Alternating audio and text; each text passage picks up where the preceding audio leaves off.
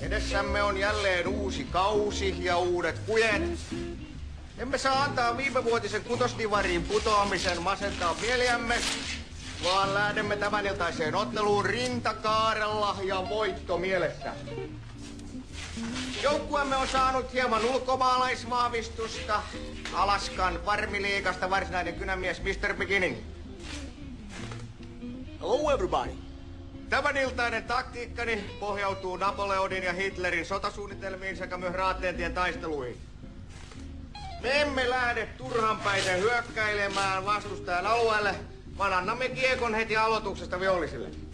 Siirrymme kilpikonna puolustukseen.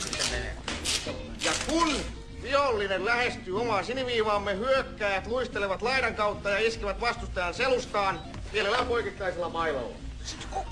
Tällä välin puolustajat lymyävät piilossa maalin takana ja näyttäytyvät viholliselle vasta, kun he saavuttavat meidän maalialueemme. Mikäli ne kuitenkin saavat kassin, läski Salonen vaihdetaan luukulle. Onko kysyttävää? Antanko mä sulle muuten, Esko, ihan oman urheilujuon? Ei tarvi. Hei kuule, älä pistä Kalle enempää, se on koko Vilmon viimeinen teippi. Juu, oo ja viisaa. Hei, hoidetaan homma kotiin.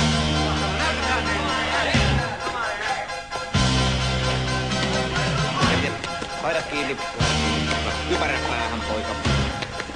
Hyvä meidän. Pyritään. Raipeon auttaa. Hyvä sun. Ei sun mennä jääviä. Good ice hockey. Ja fuck.